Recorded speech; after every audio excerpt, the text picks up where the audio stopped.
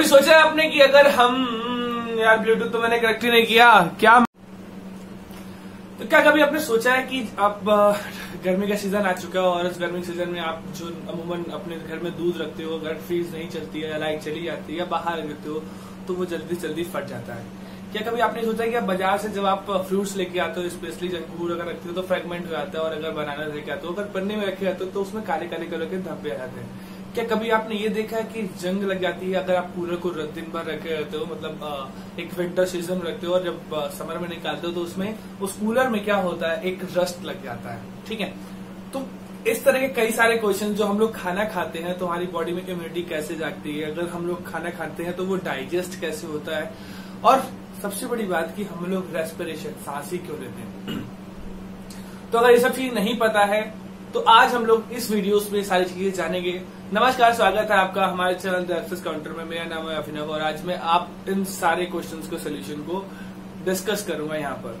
ठीक है, तो चलते हैं इन सब क्वेश्चंस पे। होता क्या है कि सारी चीजें जो हमें, ये सारी मैंने आपको जितनी भी चीजें बताई, ये सब के सब एक नेचुरली केमिकल रिएक्शंस हैं।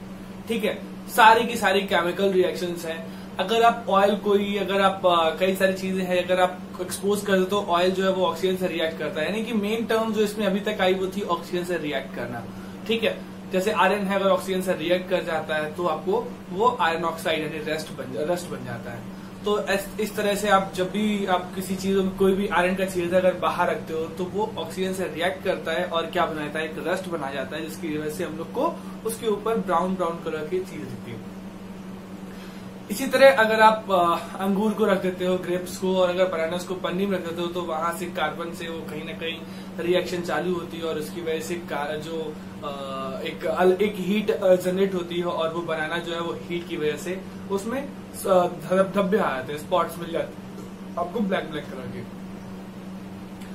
दूध बाहर रखते हो क्योंकि दूध में लैक्टिक एसिड होता है, लैक्टिक एसिड है ऑक्सीजन के कंपैरिजन में आता है, हीट अगर उसको मिलती है वो क्या हो जाता है, वो एसिड रिएक्ट कर जाता है और दूध फट जाता है।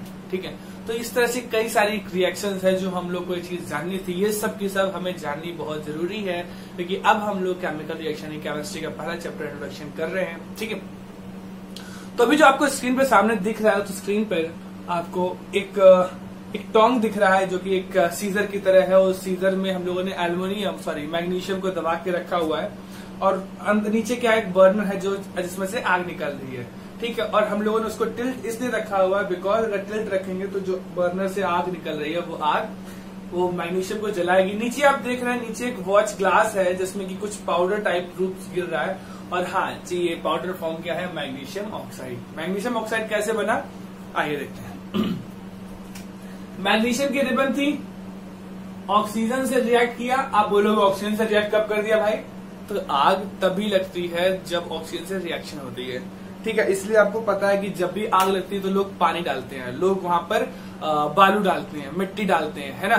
तो ऑक्सीजन या आपको सोडियम बाइकार्बोनेट, वो जो फायर एक्सटिंग्विशर होता है वो, तो ऐसी सारी CO2 ये सब इसलिए डाली जाती है बिकॉज जैसे ही ये चीज डालेंगे वहां पे मौजूद सबसे पहला काम क्या है, आग को रोकने का, ऑक्सीजन की सप्लाई को रोक दो, क्योंकि ऑक्सीजन जितनी मिलेगी उसको वहां पर वो बहुत तेजी में आग पकड़ती रहेगी। ठीक है, तो ऑक्सीजन की सप्लाई रोकना सबसे पहला काम होता है। तो हमने क्या किया कि Mg+O2 किया, तो यहाँ पर हमारा जो रिएक्शन जो बना वो क्या बन गया, MgO। It is as simple, इसको बैलेंसिंग कर सकते हैं हम लोग। बैलेंसिंग करना भी आप लोगों ने सीखा है, नहीं सीखा तो यहाँ सीख आएंगे। तो क्या देखा आपने, मैग्नीशियम को हमने O2 सिलेक्ट किया और हमारे पास क्या बन गया, 2MgO। तो ये हमारे पास था। इसके बाद आपको ऐसी इस तरह की चीजें, आपको जो आपको फिगर मिला था वो फिगर आपको NCERT में भी मिलेगा। ठीक है, उसके बाद NCERT की बात करो तो NCERT आपके लिए इस मामले में बहुत अच्छी है। उसमें एक्टिविटी है, अगर उस एक्टिविटी में एक है एक्टिविटी नंबर कुछ 2.1 या 1.2 है शायद, तो सॉरी 1.3 है, एक्टिविटी 1.3 है, और उसमें आपको दिया गया कि सपोज आप अगर जिंक को लेते हो और जिंक को आप एक टेस्ट ट्यूब में ले रहे हो, उसके बाद आपने क्या किया, उसको HCl या H2SO4 से रिएक्ट कर दिया, क्या बनेगा, हमें पता है कि जिंक लिया और HCl से रिएक्ट करवा दिया, क्या बनने वाला है, ZnCl2 plus hydrogen gas. Zinc को अगर H2SO4 से रिएक्ट करवा दिया तो क्या बना, ZnSO4 प्लस H2 गैस। और आपसे पूछ रहा आप क्या ऑब्जर्व करो, वो कुछ नहीं बताने वाला क्या बताना है या क्या दिखाना है। आप क्या बताओगे कि जिंक यानी जिंक के ट्रिपल्स हैं और उसमें हमने हाइड्रोक्लोरिक सोल्यूशन या सल्फ्यूरिक एसिड के सोल्यूशन अगर हमने डिजोल्व कर दिया तो क्या देगा। आप क्या कहोगे, आप कहोगे अब उसमें आग निकलती हुई दिखाई देगी। क्यों? क्योंकि ये क्या निकला, दोनों में हाइड्रोजन गैस निकल रही है। हाइड्रोजन गैस कैसी होती है, इनफ्लेमेबल गैस होती है, यानी कि पॉपअप साउंड के साथ, पॉपअप मतलब चट चट वाली साउंड, ठीक है। तो ये साउंड निकलेगी और उसके साथ ही आग भी निकलेगा इसके साथ, ठीक है। क्यों? क्योंकि ये हाइड्रोजन गैस है। तो आपसे बोला रहा है कि आप क्या ऑब्जर्व करो, तो आप ऑब्जर्व क्या कर रहे होगे, ऑब्जर्व ये कर रहे होगे कि उसमें कुछ गैस निकल रही है और वो गैस एक ज्वलनशील, एक इनफ्लेमेबल गैस है, राइट। तो ये चीज आपको बात करी थी। अब हम देखते हैं कि केमिकल रिएक्शंस क्या क्या होती हैं। तो केमिकल रिएक्शन अगर देखें तो आपके स्क्रीन पे दिख रहा है, ये 4 चीजें मिलेंगी। कौन कौन सी? Change in state, change in colour, evolution of gas और चेंज इन टेम्परेचर। यानी कि जब जब हम बात कर रहे होंगे किसी रिएक्शन की तो उसमें जरूर उसकी स्टेट में चेंजमेंट आ रहा होगा, उसी कलर में चेंजमेंट आएगा। स्टेट में चेंजमेंट आना मतलब वो गल जा रही होगी। जैसे सोडियम को आप रखोगे अपने आप, वो कम हो जाएगी, ठीक है। नेप्थलीन बॉल्स आपके घर में होती है, देखते हो वो बड़ी बड़ी छोटी सफेद सफेद कलर की बॉल लेके आते हो, इतनी बड़ी बड़ी, और आप रखते हो अलमीरा में या ऐसी जगह, और समय के साथ साथ वो बुरी घुल जाती है। अगर कुछ समय बाद देखो तो वो छोटी छोटी मिलेगी। अब बात करें अगर कलर की, तो आपके घर में हल्दी और चूना मिलाया जाता होगा टीका लगाने के लिए, रोली बनाने के लिए।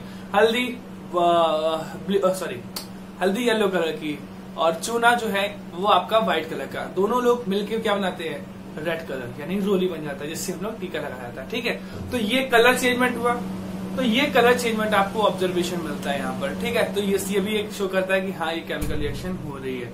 नेक्स्ट बात करते हैं इवोल्यूशन ऑफ गैस। सामने आपको एग्जांपल दोनों दिख रहा है कि यहाँ पर क्या हुआ कि हमने जिंक में कुछ सोल्यूशन डाला और क्या निकला, हाइड्रोजन गैस निकली। मतलब क्या हुआ कि यहाँ ये भी एक इवोल्यूशन ऑफ गैस हुई, hence there will be a reaction. फिर तीसरी चीज है, चौथी चीज चेंज इन टेम्परेचर। यही चूने को आप लेके आओ और आप पानी डालो, किसी चीज में पानी डालते हो टेम्परेचर रिड्यूस होता है, लेकिन यहाँ क्या होगा, उल्टा बहुत ज्यादा हाई हो जाएगा, गर्म हो जाएगा, बिल्कुल गर्म, हॉट हो जाएगा, ठीक है। तो ऐसी चीजें क्या होता है कि यहाँ पर टेम्परेचर में भी चेंजमेंट आ रहा है कि हाँ टेम्परेचर अफेक्ट हो रहा है। आपको एक वीडियो इसी पे यहाँ मिली होगी, इससे एक एक्सपेरिमेंट था, किसी ने किया था, मैंने उसको एक्सप्लेन किया था कि क्या होता है यहाँ पर। तो आप ऊपर आई बटन पे क्लिक करिए और आपको यहाँ पर एक वीडियो मिल रही होगी जिसमें दिखाया जाएगा हमने कैसे किसी एक चीज को इंस्टेंट आइस बनाई थी, टेम्परेचर बिल्कुल रिड्यूस किया और जैसे सॉल्ट डाला था तो पूरी मैरिनेट होके वापस से वो लिक्विड बन गई थी, ठीक है। तो ये चीज आप देख सकते हो वहां पर, बहुत अच्छी तरीके से दिखाया गया था। क्वेश्चन है कि मैग्नीशियम की जो रिबन होती है, मैग्नीशियम की रिबन को हम लोग हमेशा हर बार साफ क्यों करते हैं और साफ करने के बाद भी हम उसको आग क्यों लगाते हैं? क्यों लगाते हैं भाई, क्यों लगाएंगे? बिकॉज अगर हम उसको आग अगर साफ करके नहीं लगाएंगे तो उसमें मौजूद ऑलरेडी बहुत सारी चीजें होंगी, वो भी एक्सपोज हो रही होंगी और वो भी ऑक्सीजन से रिएक्ट करेंगे, अपना एक नया कलर निकालेंगे, ठीक है।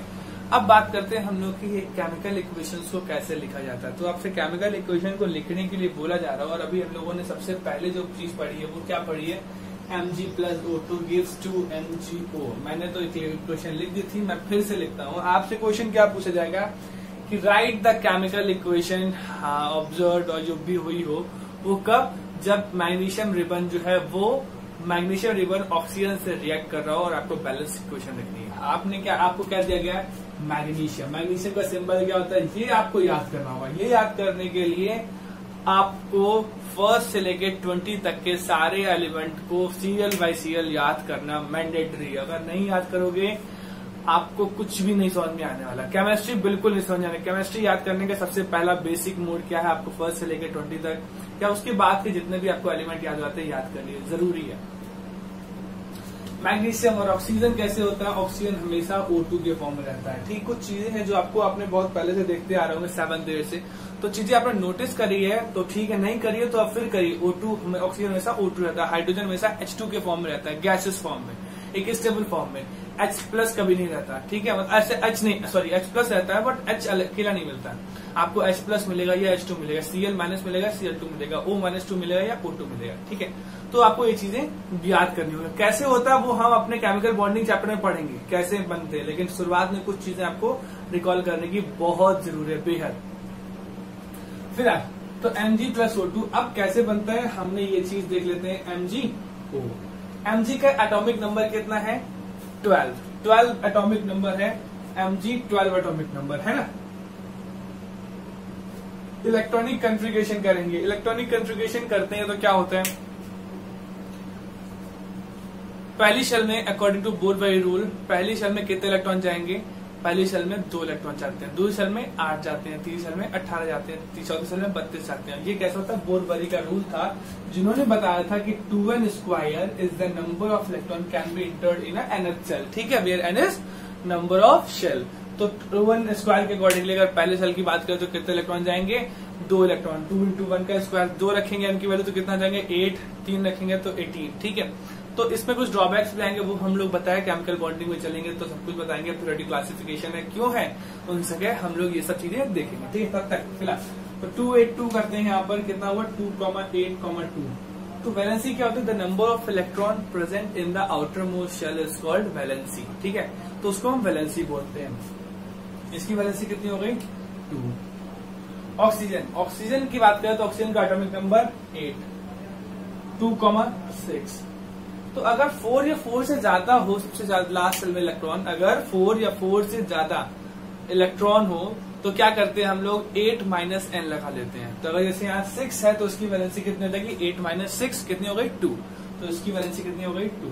ध्यान रखिएगा वैलेंसी में कहीं माइनस और प्लस नहीं करते हैं। ठीक है, अब ये कैसे आती है ये भी हम लोग केमिकल बॉन्डिंग में सीखेंगे। मैंने कई सारी चीजें छोड़ दी है ना, क्योंकि इंट्रोडक्शन है, अगर सारी चीजें अगर हम अभी जान गए, इसी चैप्टर में जान गए तो बहुत ज्यादा नहीं हो जाएगा। फिलहाल क्या करें, क्रॉस मल्टीप्लीकेशन। क्या हो गया Mg2 और O2 दोनों का नॉर्मल फॉर्म ले ले, कितना हो गया MgO। मिल गया, एक शॉर्ट फॉर्म मिल गया, सबसे मिनिमम फॉर्मूला, सबसे स्मॉलर फॉर्मूला, तो क्या मिल गया हमें MgO। तो यहाँ पर क्या बनेगा फॉर्मूला MgO। O कितने थे 2, तो हमने 2 लगा दिए। ठीक है, और Mg कितने हैं 1, तो यहाँ पर 2 लगा दिए। बोलिए इक्वेशन बैलेंस हो गई, हो गए बैलेंस इक्वेशन। ठीक है, ओके, अब चलते हैं हम लोग एक दूसरी क्वेश्चन। इसी के जब हमने कर ही लिया है तो एक और चीज कर लेते हैं इसी के बिहाफ पे। क्या करते हैं हम लोग कि कुछ दूसरी क्वेश्चन लेते हैं। क्वेश्चन क्या बोली जा रही है, आपसे कहा जा रहा है कि आप hydrogen plus chlorine gives hydrochloric acid, ऐसा कुछ दिया हुआ है। हाँ, हाइड्रोजन क्लोराइड। तो आपसे बोला हाइड्रोजन, मैंने आपसे बोला H2 हमेशा, क्लोरीन जो है वो Cl2 और हाइड्रोजन क्लोराइड मतलब HCl। ये HCl किसी कंपनी का नाम नहीं है, हाइड्रोक्लोरिक एसिड है, स्ट्रॉन्गेस्ट एसिड होता है। ठीक है, तो याद रखने वाली बात है। अब यहाँ पर कितने 2 H2, यहाँ 2 Cl2, तो यहाँ पर कितना हो जाएगा। कुछ लोगों का मत होगा कि H2Cl2 भी तो बोल सकते हैं, मैं कहता हूँ नहीं। क्यों, क्योंकि जब यहाँ HCl के नाम पे बैलेंस्ड है, हमने क्या करना है, सिंपलेस्ट फॉर्म में लिखाया था ना, हम 5/10 लिखना आसान होगा या 1/2। आप लोग कहोगे जहां जिसकी जरूरत हम वहां वैसा यूज कर लेंगे। बिल्कुल सही कह रहे हो। तो हमें यहाँ पर जरूरत HCl की H2Cl2 की नहीं है ना। H2Cl2 एक डाइमर बन जाएगा, तो H2Cl2 एक बैलेंस नहीं है, एंड दैट इज वाई हम HCl को लेके चलेंगे। ठीक है, देन आगे बढ़े। ठीक है, नेक्स्ट एक और चक्कर कर लेते हैं। आप देख रहे हो ये सारी एनसीईआरटी की है और मेरी प्राथमिकता भी रहती है कि एनसीईआरटी को रिजॉल्व करना बहुत जरूरी होता है।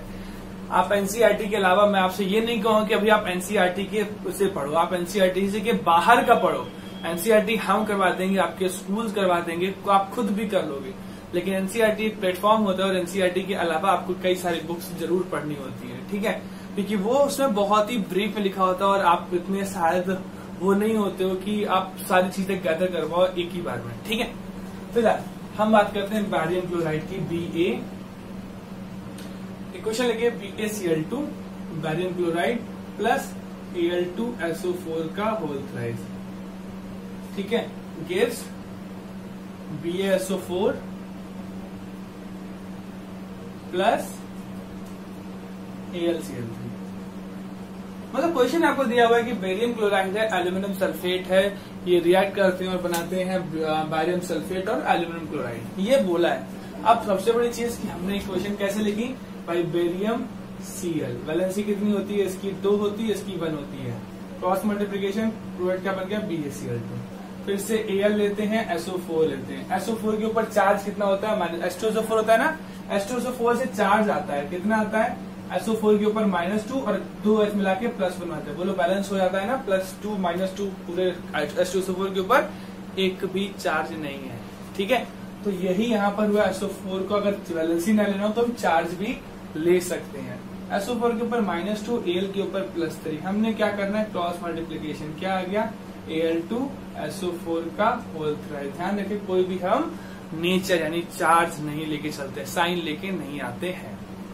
अब बात करते हैं वापस BSO4, तो क्या हो जाएगा, BSO4 लेके आएंगे तो 2 हो गया, BSO4 बन गया। और AlCl3 बात करें तो AlCl1 क्या बन जाएगा, AlCl3। बड़ा आसान तरीका है ना, कैसे बन गया, हम कैसे किसी कंपाउंड का नामकरण कर सकते हैं। बैरियम क्लोराइड बोला गया तो कैसे लेकिन इन सब चीजों के लिए हमें चाहिए क्या था, उसका हमें वैलेंसी या फिर चार्ज। तो अगर कोई स्पीसीज है तो उसका चार्ज, और अगर चार्ज नहीं पता है तो वैलेंसी पता कर लो अगर सिंगल एलिमेंट है। ठीक है, तो ये तो हमें पता चल गया। अब बात करते हैं कि बैलेंसिंग करना, मेन चीज बैलेंसिंग करना है तो हमने क्या देखना है, पहले रिएक्टेंट साइड में देख लो, ठीक है, और प्रोडक्ट साइड में देख लो, और किसी एक को छोटे छोटे चीजों को तोड़ना चालू करो। जैसे यहाँ पर 2 Al था, यहाँ पर 1 Al है ना, तो सबसे पहले हमें क्या करना होगा, यहाँ हमें 2 Al लगाना होगा। वो लगाया, जैसे 2 Al लगाया, Cl कितने हो गए, 1 में 3 थे, 2 में कितने हो जाएंगे 6, 2 3 जा 6, तो यहाँ पर कितना हो जाएगा 6, यहाँ पर 2 है तो हम 3 से मल्टीप्लाई करते, बोलो हो गया ना। तो 3Ba भी बढ़ गए, 3Ba बढ़ गए तो 3Ba यहाँ पर देखा, 3Ba बढ़े तो 3SO4 भी हो गया। 3SO4 क्या है यहाँ पर, हाँ है, बोलिए बैलेंस हो गई ना, पक्का। तो ये हमारा एक क्वेश्चन हो गया, बहुत अच्छा क्वेश्चन था, देख सकते हो आप। अब एक और जब चिंता कर रहे तो एक क्वेश्चन और कर लेते हैं। करते क्या है कि सोडियम को वाटर से रिएक्ट कर रहे हैं, सोडियम को वाटर से रिएक्ट कर रहे हैं और बना रहे हैं हम सोडियम हाइड्रोक्साइड। और क्या बनेगा, ऑब्वियसली बात है H2 गैस निकलेगी। क्यों H2 गैस हमें पता था, जिंक वाले केस में भी, क्योंकि जब कोई भी मेटल किसी एसिड से रिएक्ट करेगा तो कंपलसरी है हाइड्रोजन गैस का निकलना, ठीक है, बट तब तक जब तक वो मेटल की रिएक्टिविटी हाइड्रोजन से ज्यादा हो, तब तक वो नहीं निकल सकता है। ठीक है, तो क्या देखा हमने, सोडियम वाटर, सोडियम हाइड्रोक्साइड और H2 गैस। तो यहाँ पर इसको सिंबल होता है Na, इसका सिंबल हो गया H2O, और इसका होता है NaOH, और ये हो गया H2। बोलिए कितने हाइड्रोजन, 3, यहाँ कितने, 2। हम क्या करने वाले हैं भाई, एक H2O यहाँ पर 2 मल्टीप्लाई कर दिया, तो 2 मल्टीप्लाई कर दिया तो यहाँ पर 2 मल्टीप्लाई कर दिया, कैसे भाई, 4 हुए तो यहाँ पर 2H इधर चले गए, 2OH यहाँ मिल गए, बैलेंस हो गया, 2 Na ये 2 Na, देखिए बैलेंस हुआ। तो ये चीजें आपको थोड़ी सी दिमाग लगानी पड़ेगी, कैसे हम छोटी छोटी यूनिट्स को लेके चलें और कैसे कितनी सिंपलेस्ट फॉर्म में हम पूरी इक्वेशन को बैलेंस कर सकते हैं। तो आपने अभी देखा कि हम लोगों ने कुछ बैलेंसिंग करी, केमिकल इक्वेशन कैसे लिखा जाता है, ये चीजें देखी, ठीक है। तो अभी आपको करना क्या है, आपको NCERT की एक्सरसाइज को उठाना है और सॉल्यूशन करना चालू करना है, या आपके पास कोई भी दूसरी रेफरेंस बुक हो, आप जितना मैंने बताया उस तरह से क्वेश्चन करना चालू करिए। पार्ट 1 में हम लोगों ने ये देखा, पार्ट 2 में अब चलेंगे कि कितने तरह की केमिकल इक्वेशंस होती हैं और वो सारी केमिकल इक्वेशन को बैलेंस कैसे किया जाता है, या उनमें क्या क्या चीजें होती है, ऑक्सीडेशन क्या होता है, रिडक्शन रिएक्शन क्या होता है, करेजन क्या होता है, एंटासिड्स क्या होते हैं, ये सारी चीजों के बारे में बात करेंगे। और फिर उसमें खत्म करते करते एसिड बेस और सॉल्ट के बारे में चालू करेंगे, एक इंट्रो दे देंगे, ठीक है। सो टिल दैट बने रहिए हमारे साथ, अपने का ख्याल रखिए, और सबसे पहले ये सारी वीडियो को आप अपने दोस्तों को जरूर रिकमेंड करिए, ठीक है।